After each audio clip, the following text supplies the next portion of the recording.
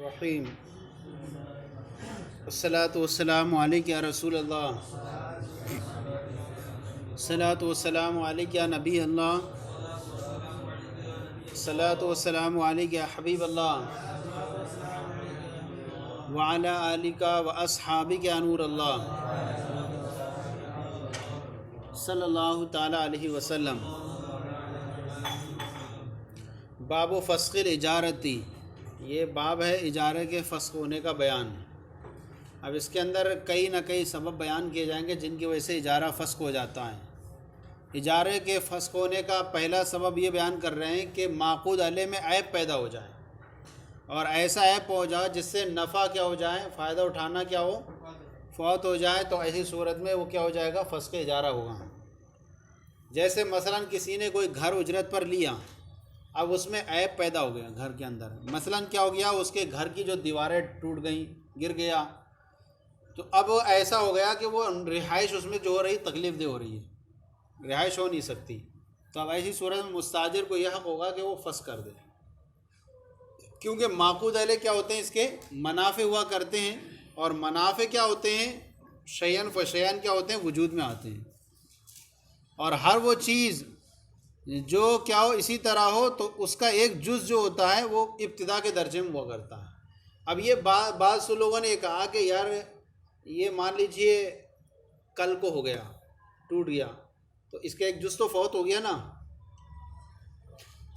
تو جیسے کہ کوئی بیع کے اندر ہوتے ہیں، اگر کوئی اس کا عضو کوئی ختم ہو جائے تو اب وہ واپس نہیں ہوتی نا، عیب کی وجہ سے اب آپ نے جو ہے استعمال کر لی، اب وہ واپس نہیں ہو سکتی۔ تو اب ایسے ہی اجارے میں بھی تو یہ چیز ہے، کچھ حصہ تو اس کا گزر گیا، تو ہم کہیں گے کہ اس کے جو منافع ہوتے ہیں وہ شیئن فشیئن وجود میں آتے ہیں، تو گویا کہ جب بھی شروعات ہوگی گویا ابتدا سے ہی شروعات ہوگی، لہٰذا جو پچھلا گزر جگہ ہے اس سے کوئی حرج نہیں لازم آئے گا، لہٰذا اگر وہ کل کو گر بھی جاتا ہے، اس نے ایک دن کا منافع حاصل کر لیے ہیں، تو اس سے بھی وہ کیا کر سکتا ہے، فسخ کر سکتا ہے۔ تو یہ جو ہے نا، یہ عیب جو دوسرے دن بھی پیدا ہو رہا ہے، تو یہ عیب ایسا ہو گیا جیسے کہ مبی کے اندر قبضے سے پہلے عیب پیدا ہو جائے، جس طرح مبی کے اندر قبضے سے پہلے عیب پیدا ہو جائے تو اس کو واپس کرتے ہیں، ایسے ہی یہاں پر بھی اگرچہ اس کو عیب ہو گیا تو یہاں پر بھی اس کو واپس کر سکتے ہیں۔ تو اب ایسی صورت میں اسے خیار ثابت ہو جائے گا، کس کے لیے، مستاجر کے لیے، جیسا کہ بیع کے اندر خیار ثابت ہوتا ہے عیب کی وجہ سے، ایسے اس کے اندر خیار ثابت ہوگا مستاجر کو۔ ہاں اگر عیب پیدا ہو گیا تھا اس میں پھر بھی مستاجر نے کیا کر دیا، اس سے نفع حاصل کر لیا، اور مثلا یہ ہے کہ اس نے پوری منفعت حاصل کر لی کہ چلو ایک دیوار تو گزری ہے، یہاں پر میں کچھ یہ کر لوں گا، کچھ نہ کچھ کر لوں گا جگاڑ،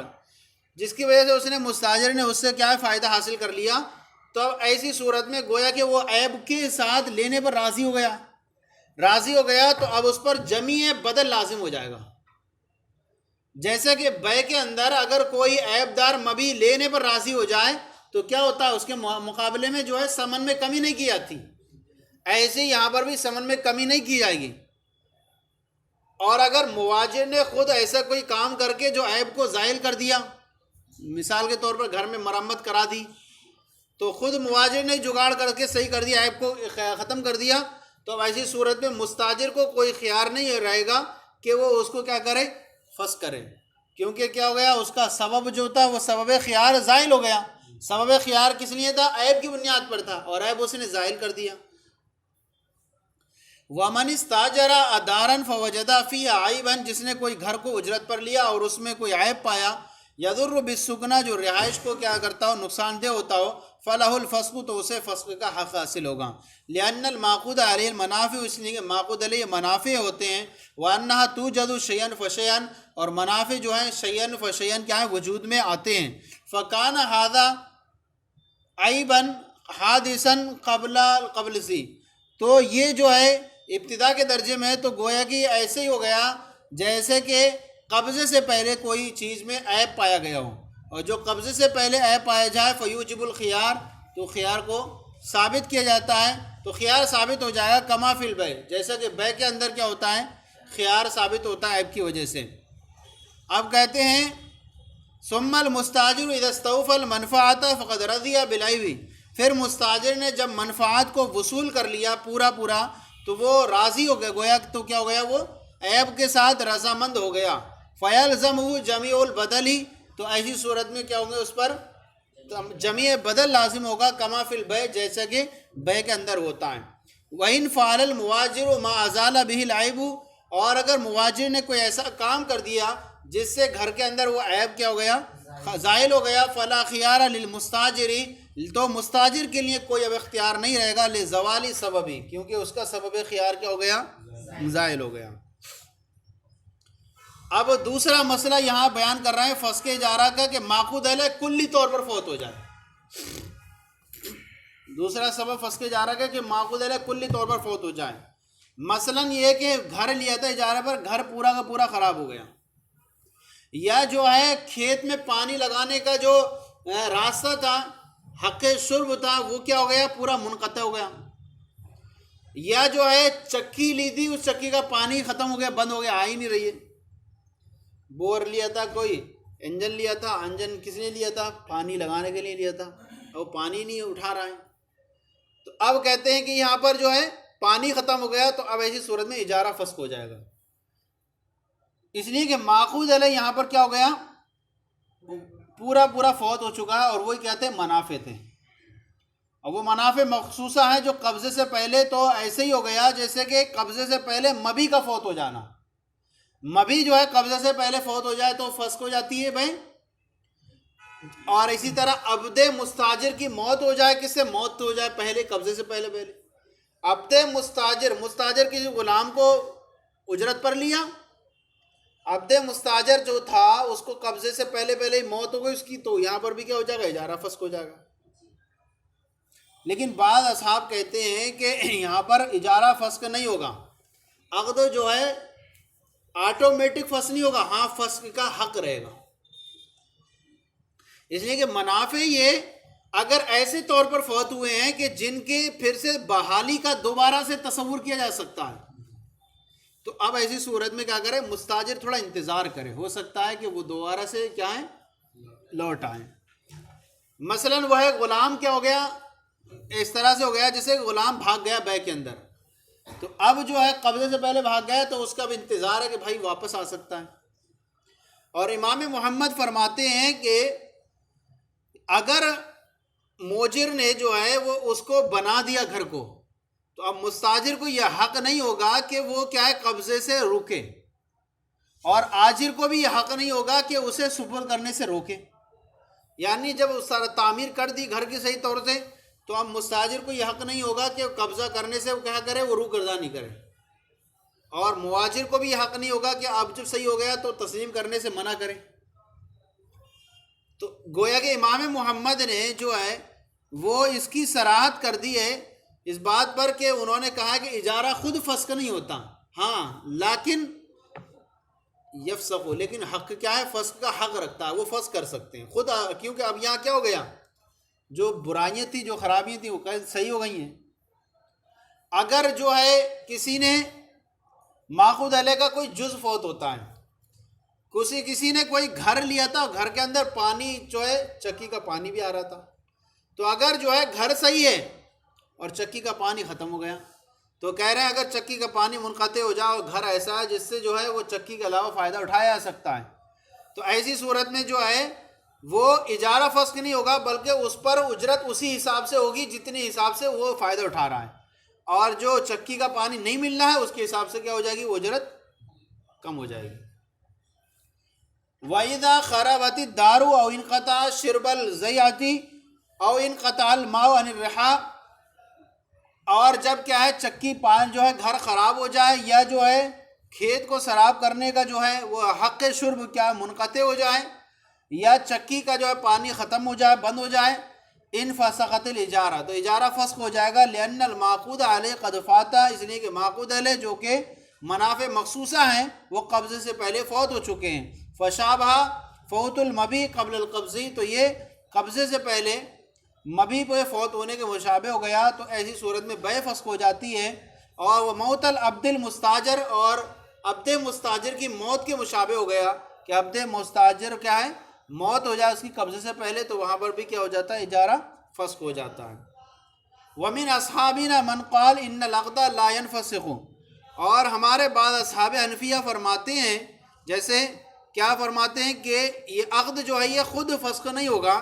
لأن المنافع قد فاتت على وجہ یتصور عودها، اس لیے کہ منافع یہ ایسے طریقے پر فوت ہوئے ہیں جن کے لوٹ آنے کا تصور کیا جا سکتا ہے۔ تو فابشبہ الاباقہ فی البیع، تو یہ کیا ہو گیا، وہ بیع میں بھاگے ہوئے غلام کے مشابہ ہو گیا جو قبضے سے پہلے بھاگ گیا ہو، تو وہاں پر بھی فسخ نہیں ہوتا ہے خود سے خود، اس کے امید ہے آنے کی، تو تھوڑا انتظار کرایا جائے مستاجر کو۔ وعن محمد، اور تیسرا قول جو ہے یہ کہ لا کہ ینفسخ، خود فسخ نہیں ہوگا، لیکنہ لہو حق الفسخ، لیکن اسے فسخ کا حق رہے گا۔ یہ امام محمد سے روایت ہے، اور امام محمد اور ومن اصحاب من قال، یہ تھا اس میں شمس الاحمد سرخسی تھے وہ، اور دوسرے والے میں امام محمد یہ فرماتے ہیں کہ ان الآجر لو بناہا، کہ اگر مؤاجر نے اگر اس گھر کی جو خراب ہو چکا تھا اس کی تعمیر کر دی، لیس علی مستاجر ان یمتنع، تو مستاجر کو حق نہیں ہوگا کہ وہ قبضے سے باز رہے، ولا للآجر، اور نہ آجر کو یہ حق ہوگا کہ وہ کیا ہے سپرد کرنے سے باز رک جائیں۔ وہذا تنصیص منہ علی انہ لم ينفسخ، اور یہی جو ہے وہ صراحت ہے امام محمد کی طرف سے کہ انہوں نے کہا کہ اجارہ یہ خود فسخ نہیں ہوتا، لیکنہ یفسخ، لیکن کیا یہ حق ہوتا ہے اسے فسخ کرنے کا، خود آپ کو آٹومیٹک فسخ نہیں ہوگا، لیکن یستحق الفسخ، لیکن وہ فسخ کا استحقاق رکھتا ہے، اسے فسخ کیا جا سکتا ہے۔ وَلَوْ انْقَطَعَ مَعُ الرَّحَى وَالْبَيْتُ مِمَّا يُنْتَفَعُ بِهِ لِغَيْرِ الطَّحْنِ فَعَلَيْهِ مِنَ الْأَجْرِ بِحِصَّتِهِ۔ اب فرماتے ہیں کہ اگر چکی کا پانی بند ہو جائے، یعنی ماخوذ علیہ کا کوئی جز فوت ہو جائے، اور گھر ایسا ہو جس میں چکی والا گھر جو ایسا ہے جس میں جو ہے وہ چکی کے بغیر بھی کیا ہے فائدہ اٹھایا جا سکتا ہو، تو کہہ رہے ہیں فعلیہ من الاجر بحصتی، تو اس پر اسی حصے کے اعتبار سے اجرت واجب ہوگی، لأنہ جزء من الماخوذ علیہ، کیونکہ یہ جو تھی وہ ماخوذ علیہ کا ایک جز تھا، تو ماخوذ علیہ کا ایک جز فوت ہو گیا ہے تو اس سے کوئی حرج لازم نہیں آ رہا، جتنے سے فائدہ اٹھا رہا اتنے کا وہ کیا کرے گا، اجارت دے گا۔ اب یہاں پر ایک مسئلہ بیان فرماتے ہیں، تیسرا سبب ثالث، یعنی اجارے کو فسخ ہونے کا، کہ ماخوذ علیہ میں سے متعاقدین میں سے کسی ایک کی موت ہو جائے۔ متعاقدین یہ چاہے وہ مستاجر ہو یا مؤاجر، ان میں سے کسی ایک کی موت ہو جائے تو ایسی صورت میں بھی اجارہ فسخ ہو جائے گا، اس لیے کہ ماخوذ علیہ کیا ہوتا ہے، جب یہ دونوں میں سے کوئی ایک مر گیا تو جو ایسی صورت مستاجر کی جو میراث ہوتی ہے، جو سارا ترکہ ہوتا ہے وہ وارثین کی طرف منتقل ہوتا ہے۔ اگر وہ مؤاجر ہوگا، اگر اس نے اجرت مل رہی اسے، تو ایسی صورت میں وہ گھر جو ہوگا وہ کس کی، اس کے وارثین کی طرف منتقل ہوگا۔ اور تو ہیں عقد کرنے والے کون ہیں، عقد کرنے والا خود کون ہے، یہ مؤاجر ہے، اور اسی طرح اجرت پر لینے والا کون ہے، مستاجر ہے۔ اب یہ منتقل ہونے کی وجہ سے اس کے جو منافع ہیں وہ کس کی طرف منتقل ہو جائیں گے، غیر عاقد کی طرف، حالانکہ غیر عاقد جو عقد کی وجہ سے ان کے لیے یہ ثابت نہیں تھا، یہ چیزیں اولاد جو تھی اولاد کے لیے تو ثابت نہیں تھی، غیر عاقد ہوئے وہ، تو لہذا غیر عاقد کے لیے چیزیں ثابت نہیں ہوں گی، غیر عاقد کے لیے ثابت نہیں۔ ہاں اگر اس نے جو ہے عقد کرنے والے نے خود اپنے لیے نہیں کیا، مثلا وہ کیا کسی کا وصی ہے یا کسی کا وکیل ہے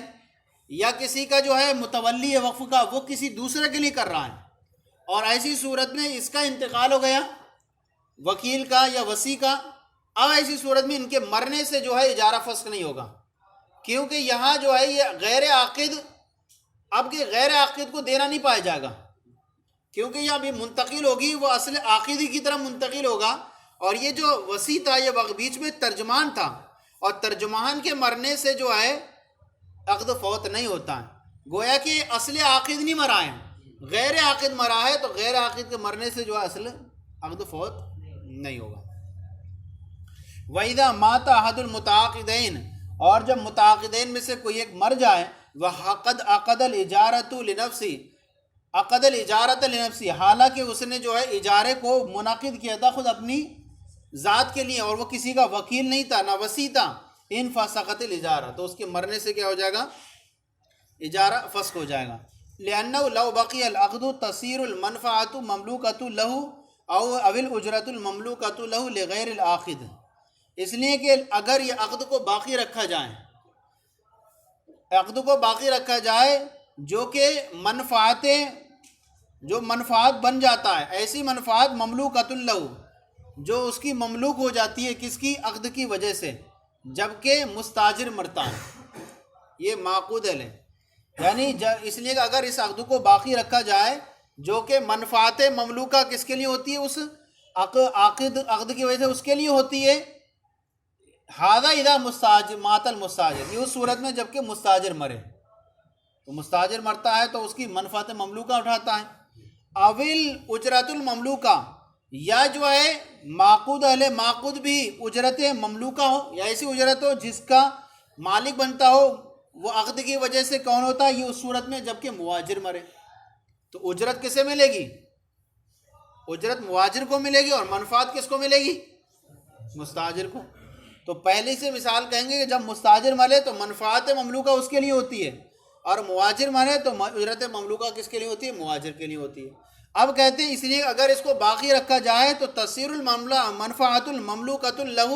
او اجرت المملوکۃ له لغیر العاقد، یہ کس کے لیے ہوگی؟ غیر عاقد کے لیے، یعنی مستاجر کے وارث کے لیے ہوگی، یا کیا ہوگی؟ مواجر کے وارث کے لیے ہوگی۔ مستحقۃ بالعقد، جو کہ کیا ہوئی تھی؟ یہ ساری چیزیں عقد سے کیا ہوئی تھی؟ ثابت ہوئی تھی۔ اب ایسی صورت میں لأنہ ينتقل بالموت الى الوارث، اب یہ ساری چیزیں جو ہیں، میت کا جو ترکہ ہوگا وہ موت کی وجہ سے وارث کی طرف منتقل ہوتا ہے، وذالک لا یجوز، اور یہ چیز جائز نہیں ہے کیونکہ یہ کیا ہے؟ عاقد نہیں ہے۔ وَإِنْ عَقَدَ لِغَيْرِ، اور اگر عقد اجارہ کو کسی دوسرے کے لیے کیا اس نے، لم تنفسق، تو اب ایسی صورت میں اس کے مرنے سے کیا ہوگا؟ اجارہ فسخ نہیں ہوگا۔ مثل الوکیل والوصی والمتولی فی الوقف لانعدام ما اشرنا علیہ من المعنی، تو اس لیے کہ اب ایسی صورت میں وہ چیز معدوم ہو چکے جس کی طرح ہم نے اشارہ کر دیا، کیا؟ یعنی یہاں پر غیر عاقد نہیں پایا گیا، مرنا جو ہے وہ کس کا پایا گیا؟ نہیں، اب غیر عاقد کی طرف جو ہے، اب غیر عاقد کے لیے نہیں کر رہے ہم، غیر عاقد کی طرف منتقل نہیں ہو رہا بلکہ عاقد کی طرف منتقل ہو رہی ہے ساری چیزیں۔ اب یہاں یہ چیز لازم نہیں آئے گی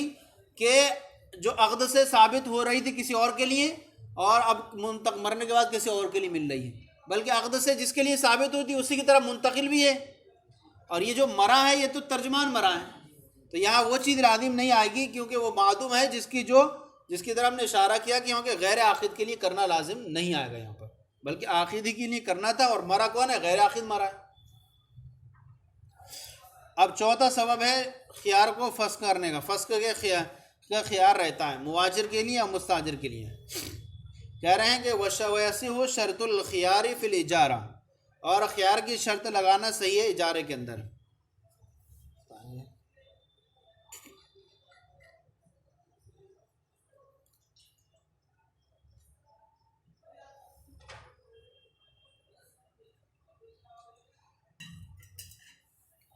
خیار کی شرط لگانا صحیح ہے اجارے کے اندر،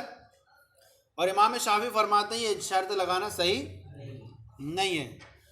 اس لیے کہ جب شرط خیار لگا دیں گے، شرط خیار کے اندر تکمیل طور پر جو ہوتی ہے وہ مملکت نہیں ہوتی ہے۔ خیار کی شرط لگانے کے اعتبار سے مستاجر جو ہے معقود علیہ وہ کامل طور پر واپس نہیں کر پائے گا۔ مثال کے طور پر شرط خیار کیا رہتی ہے؟ 3 دن تک ہے مثال کے طور پر۔ اب جو ہے وہ شرط خیار کے اندر جو ہے 3 دن کا جو ہے، جب 3 دن کے اندر 2 دن کے اندر واپس کرے گا وہ، تو کچھ حصہ جو ہے واپس کرے گا تو معقود علیہ کامل طور پر واپس کر پائے گا وہ، کچھ حصہ تو اس نے معقود علیہ کے منافع حاصل کر لیے نا، اور منافع ان کے نزدیک آیان کے درجے میں ہوتے ہیں، تو معقود علیہ کے کچھ منافع اس نے حاصل کر لیا، اب 2 دن کے بعد واپس کر رہا ہے تو وہ کامل طور پر واپس کرنے والا کہاں ہوا؟ نہیں ہوا، تو لہذا اگر اس کے لیے خیار ہوگا تو کامل طور پر واپس کرنے والا نہیں ہوگا، اور مواجر کے لیے اختیار ہو تو ایسی صورت میں کامل طور پر تسلیم نہیں پائی جائے گی۔ اگر مواجر کے لیے اختیار مانے تو کامل طور پر تسلیم نہیں ہوگی، کیونکہ جب تک مدت خیار رہتی ہے تو تسلیم سے کیا ہوتا ہے؟ تسلیم ممکن نہیں ہوا کرتی ہے، تو لہذا نہ تسلیم ادھر سے ہوگی، اور اگر وہ واپس کرنا چاہے تو کامل طور پر واپس نہیں کر پائے گا۔ لیکن امام اعظم فرماتے ہیں کہ یہ عقد اجارہ عقد معاملہ ہے، اور ہر وہ جو اس طرح ہو اس میں شرکی خیار کیا لگانا جائز ہوتا ہے، اور بے بھی کیا ہے، یہ عقد معاملہ ہی ہے۔ اب کہتے ہیں اس میں جو ہے قبضے کی شرط نہیں لگا دی ہے،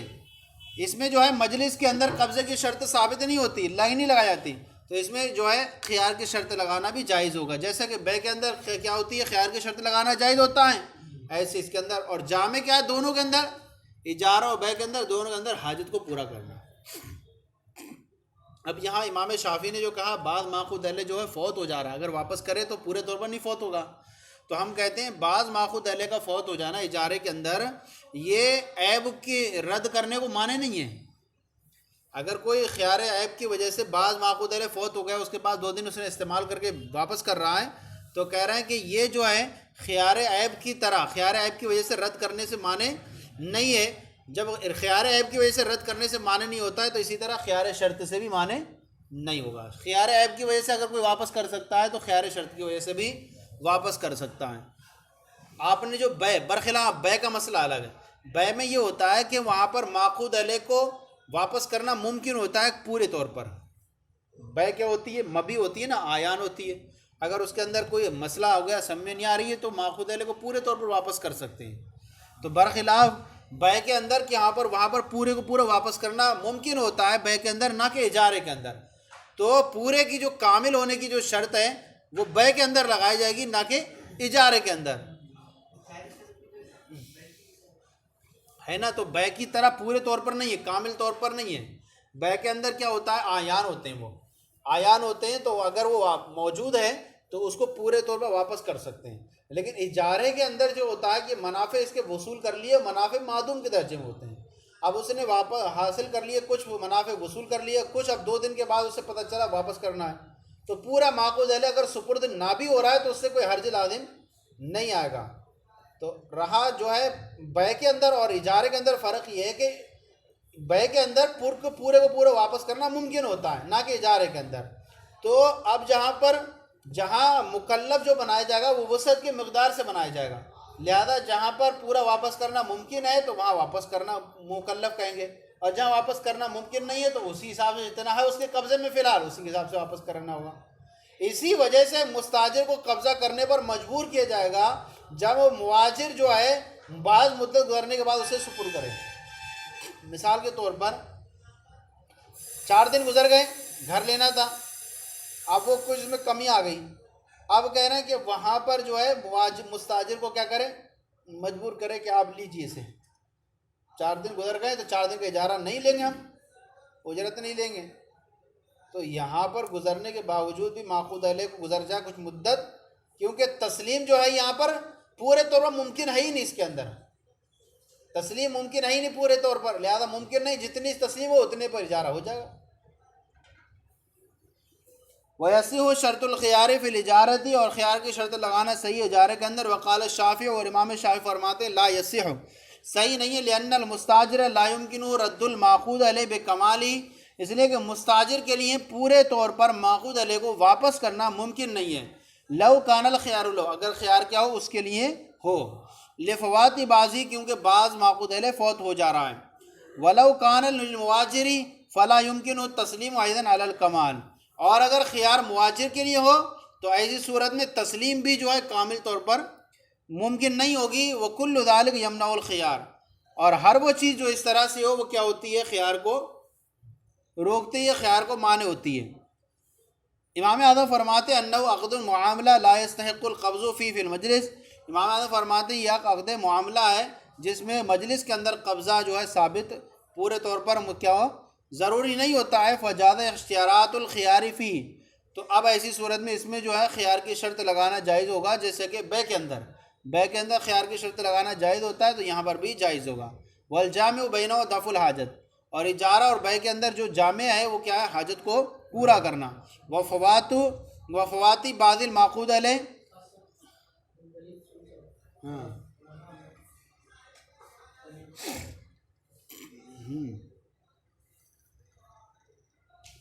ہماری دلیل یہ ہے کہ یہ عقد معاملہ ہے، عقد معاملہ ہے کہ آپ کیا کرتے ہیں، ہمارے منافع سے فائدہ اٹھائیے اور ہم کیا کریں گے، اجرت دیں گے۔ تو یہ عقد معاملہ ہے، اور ہر وہ جو عقد معاملہ ہوتا ہے اس میں خیار کی شرط لگانا جائز ہوا کرتا ہے۔ عقد معاوضہ بھی کہتے ہیں، صحیح ہے نہیں؟ اس میں خیار کی جو ہے لا یستحق القبض فی المجلس، یہاں پر جو ہے بیع صرف اور بیع سلم سے اعتراض ہے۔ بیع سلم اور بیع صرف کے اندر مجلس سے کیا ہوتا ہے؟ مجلس کے اندر قبضے کی شرط لگائے، اس میں جو ہے قبضے کی شرط بھی نہیں ہے، اسی لیے انہوں نے لا کر کے بتایا کہ یہاں پر بیع سلم سے بھی اعتراض، بیع سلم اور بیع صرف کے اندر قبضے کی شرط ہوتی ہے مجلس کے اندر، تو اس میں قبضے کی جو ہے مجلس کے اندر قبضے کی بھی شرط نہیں ہے، تو اس میں جو ہے وہ خیار کی شرط لگانا جائز ہے جیسے کہ بیع کے اندر، اور جامع ان دونوں کے درمیان جو ہے وہ حاجت کو پورا کرنا ہے۔ اور اب امام شافعی نے جو کہا تھا کہ بعض ماخوذ اہل جو ہے فوت ہو جائیں گے، کہہ رہے ہیں بعض ماخوذ اہل کا فوت ہو جانا اجارے کے اندر لا یمنع الردہ، تو یہ جو ہے بالاجماع جو ہے خیار عیب کی وجہ سے رد کرنے کو مانے نہیں ہوا کرتا ہے، فجازہ فقضا بے خیار شرط، تو اسی طرح خیار شرط کی وجہ سے بھی رد کرنے کو مانے نہیں ہوگا۔ اب جو ہے فرماتے ہیں وہ بخلاف البیع، برخلاف بیع کے، برخلاف بیع کے، تو اب بیع میں اندر کیا ہے؟ یہ برخلاف بیع کے فرماتے ہیں وہذا لأن رد الکل ممکن فی البیع دون الاجارہ، یعنی فرق تھوڑا بیان کر رہے ہیں اجارے اور بیع کے اندر۔ فرق یہ ہے کہ بیع کے اندر اس لیے کہ وہاں پر کل کو واپس کرنا ممکن ہے بیع کے اندر، نہ کہ اجارے کے اندر۔ اجارے کے اندر جب بھی واپس کریں گے کل نہ کچھ کا کچھ حصہ کیا ہو جائے گا؟ فوت ہو ہی جائے گا۔ فیشترط فی دونا، تو ایسی صورت میں بیع کے اندر جو ہے یہ شرط لگائی جائے گی نہ کہ اجارے کے اندر۔ ولہذا، اس لیے کہ کیا ہے؟ کل کو واپس کرنا ممکن ہے بیع کے اندر نہ کہ اجارے کے اندر، اسی وجہ سے جو ہے کیا ہے اجارے کے اندر کل کو واپس کرنا شرط نہیں ہوتا ہے،